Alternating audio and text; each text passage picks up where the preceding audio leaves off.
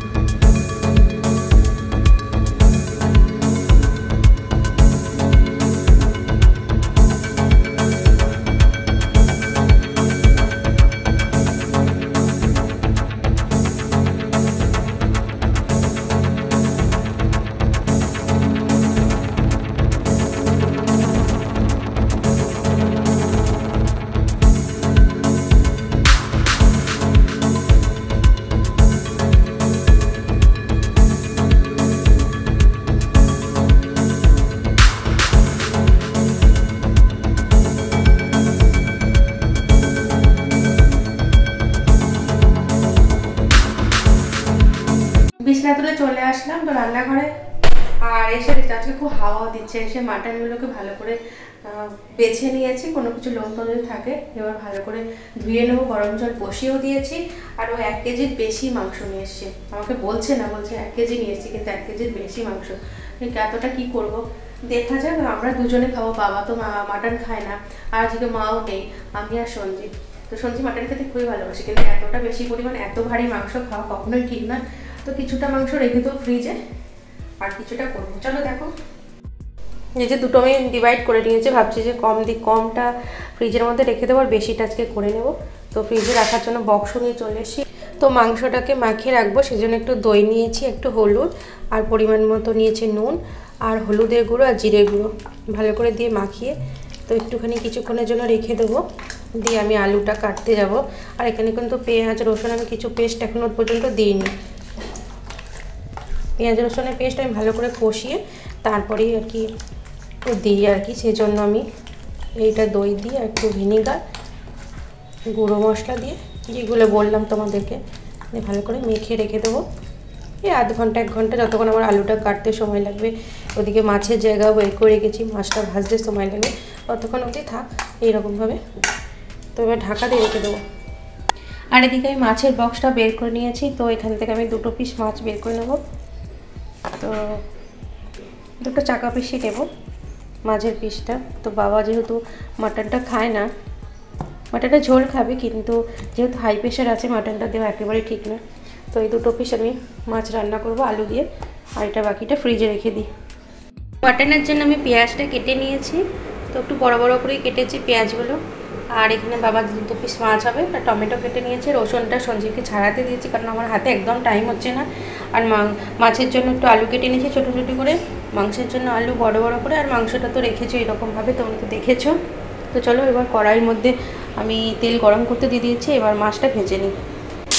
মাছগুলো তো আমি দিয়ে দিয়েছি, একটু চাপা দিয়ে দিই। তো আমার মাছের চাকা দুটো ভাজা হয়ে গেছে, বেশ লাল লাল করেই ভেজে নিয়েছি। তো এবার থেকে তুলে নিয়ে মাছে যে আলুগুলো দেবো সেগুলোকে চলো একটু ভেজে নিই।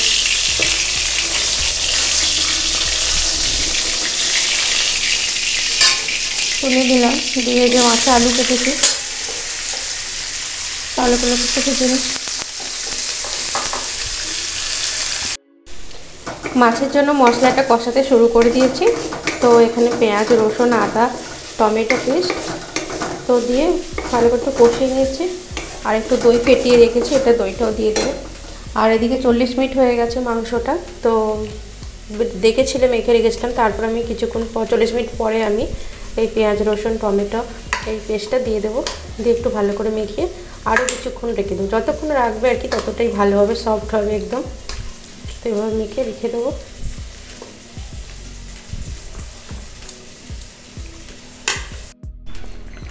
তো মাছের ঝালটা মোটামুটি হয়ে গেছে।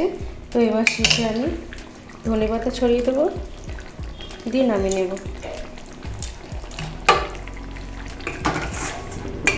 কোন একটা বাজে, এখনো পর্যন্ত আমার মাটন বসানোই হয়নি, সবে মাত্র ভাতটা উপর দিয়েছি আর এই মাছ হয়েছে।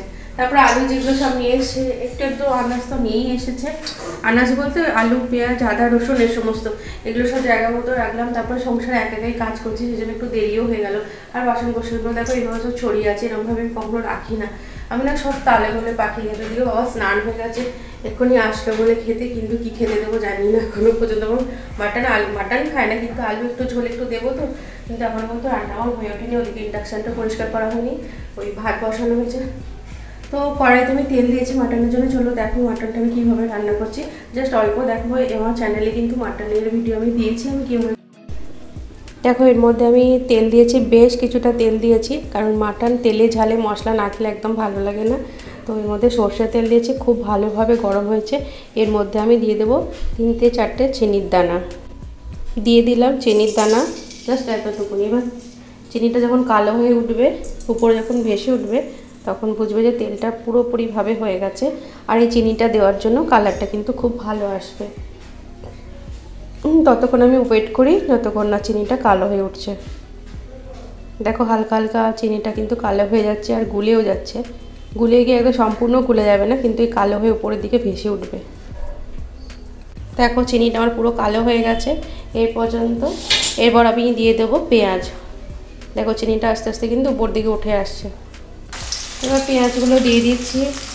পেঁয়াজগুলো একটু বেরেস্তা করে নেবো, তবে হালকা, খুব বেশি নয়, কারণ এটা প্রেশারে হবে মাটনটা, প্রেশার কুকারে বসাবো, সেই জন্য হালকা করবো, নাহলে কিছু আর থাকবেই না। পেঁয়াজটা ভাজতে শুরু করে দিয়েছি, যেহেতু বড় বড় কাটা আছে একটু সময় লাগবে, তো জাস্ট অল্পই ভাজবো, খুব বেশি নয়। তো ততক্ষণ আমি গিয়ে ঝাড় থেকে যে সমস্ত জামাকাপড়গুলো দিয়েছি না অনেক, তো সেগুলো সব নিয়ে আসি। আর ওখানে পিকুকেও রাখা আছে। লাইটটা অফ করি, গ্যাসটা একটু আঁচটা কমিয়ে দিচ্ছি। আজকে যেহেতু অতটা বেশি রোদ নেই, সেই জন্য পিকুকে রেখে এসে দেখছো ছাদ মানে ভর্তি হয়ে রয়েছে জামা কাপড়ে, সব কাঁচা জামা কাপড় একদম ভর্তি ছাদ, একদম দেখছো কী অবস্থা, সব ভর্তি করে গেছে। ঠাকুরকে কোনো খাবার দেওয়া হয়নি, 12টা বাজতে যায়। আর এখানেও দেখো ভর্তি হয়ে রয়েছে, কী রোদ। পিকু অপেক্ষা করছে কখন আসবে নিয়ে যাবে। দেখে নাও ছাদে পুরো জামা কাপড়ে ভর্তি, সব কেচেছি, আমিও কিছু কেচেছি, মাও কেচেছে। তো পিকুকে নিয়ে নিচে চলে যাই, পরে এসে আবার এগুলো সব জামা কাপড় তুলবো।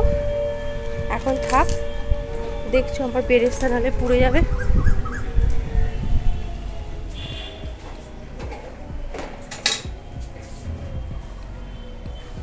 আর গেটটা কি ভারী, আসেও না।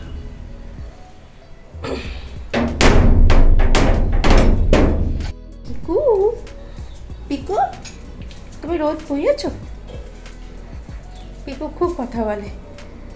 দেখো জামা কাপড় দেখো সব ভর্তি, মায়ের চুড়িদার আমার সমস্ত ড্যামেজ যায়, সে সমস্ত ব্যায়ামে তো শাড়ি পরে যেতে পারে না, হাঁপিয়ে গেলাম। দেখো যেগুলো সব চুড়িদার পরে যায়, কুর্তি, সেই সবগুলো।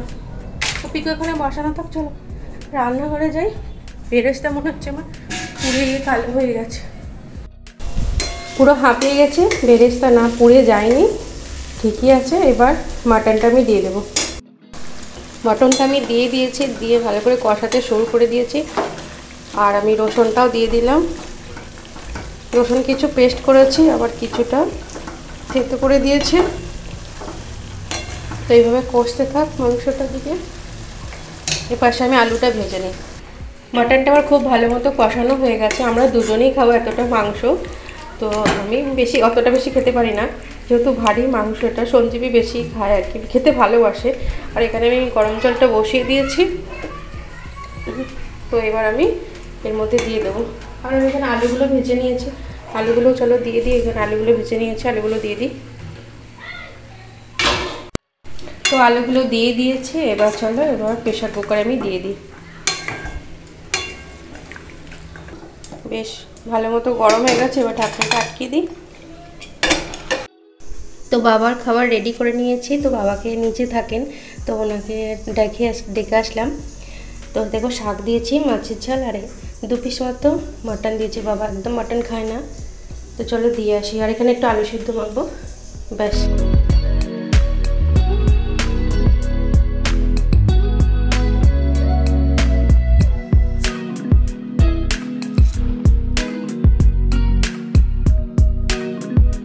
এই মাত্র খাওয়া দাওয়া হলো, এখনো পর্যন্ত বাসন টাসন ধোয়া হয়নি। আর ওদিকে সঞ্জীব গেছে ছাদে ঘুড়ি ওড়াতে, তো আমিও যাব, গিয়ে অনেক জামা কাপড় আছে সেই সমস্তগুলো তুলে নিয়ে আসবো। আর সঞ্জীব বলছে আজকে মাংসটা নাকি তুমি খুব ভালো বানিয়েছি। তো আমার একটা এই মটন বানানোর একটা বদনাম আছে, সেই বদনামটা তোমাদেরকে অন্য কোনো একদিন ভিডিওতে বলবো। খালি আমাকে ওই ব্যাপারটা নিয়ে খালি লেগ ফুল করে। তো আজকেও খুব ভালো লেগেছে, এমনকি বলছে মাংসটা হাড্ডি পর্যন্ত সিদ্ধ হয়ে গেছে, মানে হাড্ডি পর্যন্ত চিবিয়ে ধুলো করে দিয়েছে, মানে এরকম অবস্থা। তো যাই হোক বদনামটা ঘুচেছে। বলছে বদনামটা পুরোপুরি ঘোচেনি, মানে যতদিন ওর হাতে গন্ধ থাকবে আর যতদিন মানে মাটনটা তো একদিনে খেয়ে শেষ করতে পারবো না, মানে থাকবে, একটু রেখে দেবো, ওই 2-1 দিন থাকলো, ওই ততদিন পর্যন্ত বদনামটা ঘুচবে। বাসন টাসন মাজা হয়ে গেল। তো এবার একটা গামলা এরকম নিয়েছি, তো গামলার মধ্যে আমি ট্রাইপডে ভরে রেখেছি। তো এবার যাবো ছাদে, গিয়ে চলো জামা কাপড়গুলো গামলার মধ্যে ভরে রাখি। এখন আর ভাঁজ করে রাখতে একদম ভালো লাগছে না, মানে প্রচুর জামা কাপড় আছে আমার মায়ের দুজনের, মানে দুজন মিলে কেচেছি আর কি। আমি কিছু কেচেছি, মা কিছু কেচেছে। আর মা তো কেটে পড়েছে বাপের বাড়ি। তো এমনি মজা করলাম, মা তো বাপের বাড়িতে গেছে। তো আমি বাড়িতে আসলে তখন আমার কাজগুলো আমি করে নিই। না সেজন্য ভাবছি সব কিছু নিয়ে এসে একটু ঘুমাবো। ওদিকে সঞ্জীব দুমদাম করে আজ কি ছাদের উপরে মনে হচ্ছে ঘুড়ি ওড়াচ্ছে। এই তো নিয়ে আসলে ঘুড়িটা, 5 মিনিট হলো। ঘুড়ি কোথায় গেল? বাবা এত তাড়াতাড়ি ঘুড়ি ওড়াতে পারো?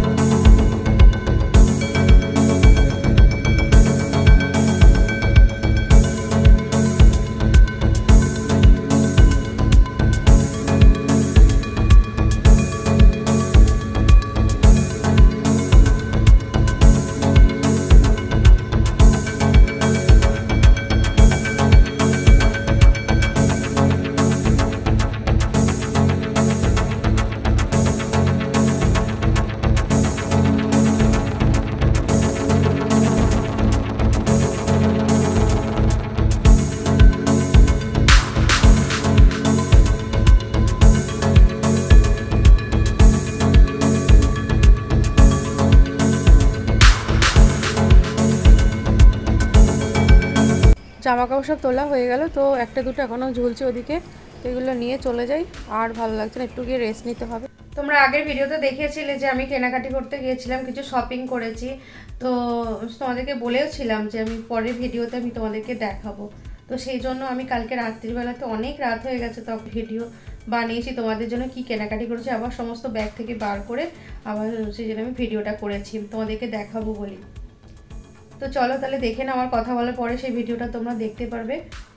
তো মায়ের অনেকদিন ধরে কেনাকাটির শখ ছিল, আমাদের চারজনেরই খুবই শখ। আমার বোনও খুব কেনাকাটি করে, আমি, সঞ্জিত তো আছেই, আমার মাও খুব কেনাকাটি। কিন্তু মায়ের সঙ্গ না থাকলে পরে একা কিনে উঠতে পারে না, যে যেটা কিনবো ঠিক হলো কি না হলো, এরকম একটা মনের মধ্যে দ্বন্দ্ব কাজ করতে থাকে। তো সেই জন্য চারজনই আমরা বেরিয়েছি আর প্রচুর কেনাকাটি করেছি। চলো জাস্ট দেখে নাও, দেখে নাও, আবার আমি ফিরে আসছি। প্রথমেই পামোচা দিয়ে শুরু করলাম। দেখো পামোচাটা অনেক বড়, লম্বা চড়া, আর মেরুন কালার আর গোল্ডেন কালার উপর ভীষণ ভালো। তো আমার পছন্দ হলো, তো নিয়ে নিলাম। এখানে রয়েছে জানলার পর্দা, এরকম দুটো করে সেট আমি নিয়েছি। জানলা দরজা সমস্ত পর্দাই আমি নিয়ে নিয়েছি।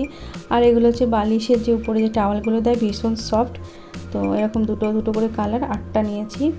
তো এরকম আরও বললাম যে তোমাদেরকে দুটো করে সেট আমি জানলা পর্দা নিয়েছি। এগুলো হচ্ছে আরও একটা সেট, এটা হচ্ছে মেরুন আর অফ হোয়াইট কালারে, দেখতে ভীষণ সুন্দর লাগছে। এটা অবশ্য দরজার পর্দা। আর এখানে প্লেট নিয়েছি 8টা প্লেট, সব কটাই কিন্তু 8টা করে সেট রয়েছে আমার। তো প্লেটগুলো ভীষণ ভারী আর খুব সুন্দর। কালারটা দেখো, আমার তো খুব ভালো লেগেছে। তোমাদের কেমন লাগলো অবশ্যই কমেন্ট সেকশানে জানিও তোমরা। এই যে বড় থালাগুলো দেখলে, তার থেকে এক সাইড ছোটো থালায় কিছু স্ন্যাক্স কিংবা মিষ্টি খাওয়ার জন্য। আর এখানে রয়েছে প্রচুর বাটি, ছোট বড় এরকম অনেক রকমের বাটি আছে, অনেক রকমের সাইজের বাটি। বাটিগুলো ভীষণ সুন্দর, ভিতরে হালকা ডিজাইন করা। তো আর কিছু না, তো অনেক রকমের বাটি আছে, গোল, তারপরে একটু ডিজাইন করা এরকম টাইপের। একটা বড় বাটি নিয়েছি কিছু ঢেলে রাখার জন্য, চামচ, চিরুনি, এই সমস্ত কিছু ক্রিমস, যেহেতু গরম আসে গরমের জন্য কিছু ক্রিমস নিয়েছি। বডি অয়েলও নিয়েছি, সবসময় যে সমস্ত জিনিস লাগে, বডি স্প্রে, সমস্ত পাউডার, ফেস ওয়াশ। আর এটা হচ্ছে ব্রাশ রাখবো বলে, সেজন্য একটা পেনদানির মতো যেগুলো হয় সেগুলো আমি নিয়ে নিয়েছি। তো পেনদানি তো আছেই, এটা ভাবছি যে ওয়াশরুমে রাখবো, তো সেই জন্য নিয়েছি। আর এটা লেবু লঙ্কা দেওয়ার জন্য টেবিলে, তো লাঞ্চ টেবিলে যখন থালা সাজানো হবে তো লেবু লঙ্কা দিয়ে ওরকম একটা পেয়েছি। এটা হচ্ছে ঘরে রাখলে সুন্দর গন্ধ বেরোয়। রুম স্প্রে, এই সমস্ত ইত্যাদি। এটা হচ্ছে টেবিল ক্লথ।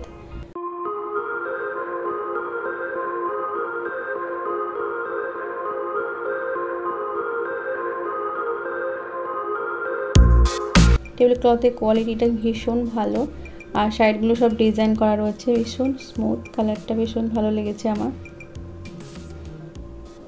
একবার দেখে নিচ্ছি। আর এখানে অনেকগুলো বোতল কিনেছি, তো 6টা বোতল আছে এরকম, ভীষণ ভালো লাগছে। 6 রকমের কালার আমি নিয়েছি। তো আরেকবার ভালো করে দেখিয়ে দিচ্ছি। এখানে পেস্টও নিয়েছি, পাউডার নিয়েছি, ছোট একটা পাউডার নিয়েছি, যেহেতু পাউডার ঘরে আছে অন্যান্য পাউডার, তো আমি ছোটো পাউডার নিয়েছি।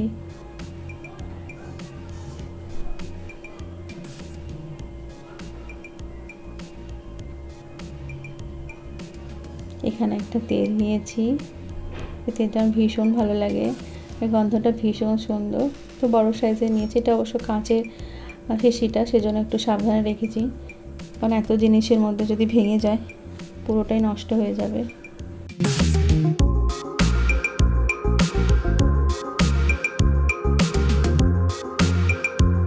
তো দেখলে তোমরা যে আমি কি কি কেনাকাটি করেছি। তো বললাম আমরা সবাই একটু কিনতে ভালোবাসি, আর মা বললাম যে একা কিনে উঠতে পারে না, সেজন্য সবাই মিলে গেছিলাম। আর প্রচুরই কেনাকাটি হয়ে গেছে। আর এত কেনাকাটি করেছি তার পিছনে অবশ্যই কারণ আছে।